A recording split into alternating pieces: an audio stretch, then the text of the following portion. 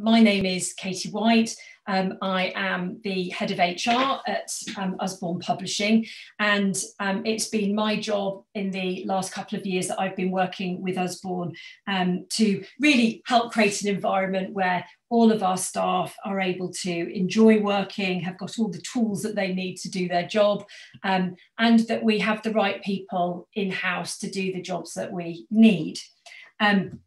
What I'm going to do over the next hour and a half is host some of my colleagues to talk about their different departments, give you an overview of Usborne Publishing, and those individual members of staff which you'll hear from will also talk a little bit about their backgrounds, how they got into publishing, and actually what their job entails. What I'll do then is wrap at the end and talk a little bit about how you might think about getting into publishing, some of the routes to do that, and some top tips that we've learned along the way that might also help you get into that as a career. Hi, I'm Lauren and I'm a production controller at Usborne. I initially did a degree in creative writing, but the only thing that gave me was that I wanted to work in publishing. So I definitely could have done it without a degree.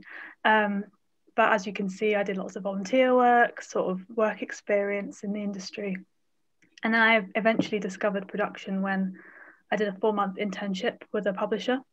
It was sort of a mishmash of lots of different things. I did marketing, I did editing, I did lots of different random things they needed me to do. And my main job was working on the print books they had.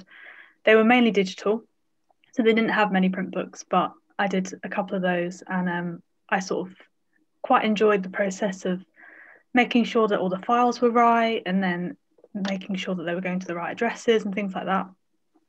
And the publishing director said to me at the end of this internship, was like, you know what, you'd be quite good in production. And I was like, what is that? I don't know what that is. So I did some research, found out what it was, and applied for lots of jobs and ended up here, which is, I feel very lucky to be here because there's not many good production jobs, I think. But I've been here 3 years now, almost 3 years now, and it's great. So that's it. And then here's Ellie. Hi, I'm Ellie. I'm a production designer, which is kind of a bit of a weird job, but we'll get into that in a minute. I had quite a traditional route as well. I did a degree and then a master's, and my degree was in fine art. And I thought I was going to be the next Tracy Emin, and then in third year was like, no, I should probably get more realistic, and realised, you know, what else do I love other than art? And it's books, really, kind of imagine the same as everyone here. So yeah, went out and did my master's, and then did a lot of experience as well. None in design, actually. It was all in marketing and things like that. But I kind of wanted to do a job that was arty and designy, but I just didn't know if I was confident enough to do book design. I kind of didn't really know what I was doing. And then I was just looking around, and I found this job going at Usborne and thought, I can do that. That is like perfect for me, because aside from art, I've done a lot of stuff outside of the course, which was kind of like making catalogues and doing my own magazines and things like that. And that was kind of what they liked about me, rather than just my degrees, with all this stuff that I'd gone and done off my own back. So I got the job from that. I think mostly that seemed to be what they liked anyway. And same as Lauren, I've been here for 3 years now. Okay, so I'm going to talk about what production is. When I try and explain this to anybody, they always go, what? So I'll try and keep it simple. Basically, we take the beautiful files that the editors and designers give to us, and we make sure that they get turned into physical, beautiful books. And then we make sure that they get shipped to the right places. And we do it for as low cost as possible. So we work with printers, and when I say printer, I mean these big factories in China and Dubai and Malaysia, and we liaise with them, and we send them the PDFs of these files that we've got, and we say, we need it to look like this. We need this paper, we need this size, hardback, paperback. In terms of fancy books, we do like flat books, sticker books, card packs, puzzles. We basically have to tell them absolutely everything we need, down to the brand and the thickness of the paper and finishes, anything exciting like that. As you can see, I've included a couple of photos of the finishes we do. We do lots of fun foils, which is probably the best part of the job, getting to see all the shiny things on the books. And we also do ribbons and other fun things like that.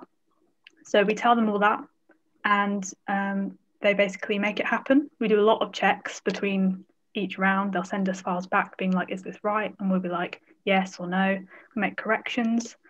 And then once it's all good, they print the books, send us a copy, and the editors and designers a copy. And once they've been checked, we then tell them to ship.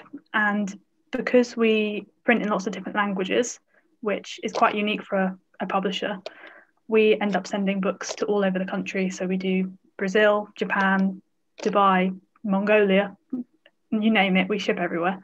But it's basically my job to make sure that the books are correct, and then they get sent to the correct places and the correct amount. So that's sort of the basics of what published production is. But we also do some sort of specials. So there are special projects like books with toys, like gift boxes. Sometimes we do collaborations with people like Illumicrate, and we have to have like special editions and things like that, like for Waterstones, like Becky was talking about earlier. And we also do box sets where we have maybe 4, 5, 20 books in one box, where we have to make sure that they're all printed and then packed together and then sent to the right place. And Ellie is going to tell you a little bit more about box sets as she works on them. Yeah. So doing box sets and specials is a part of my job. My job's a bit random. I am in production, and I do production design, but I don't just do production. I also work with marketing, sales, and export.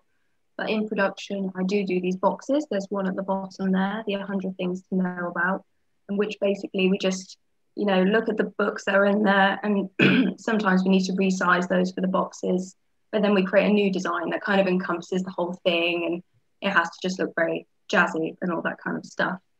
We also do boxes with plushes in and things like that, just any kind of random thing that people want that isn't a book, we do that.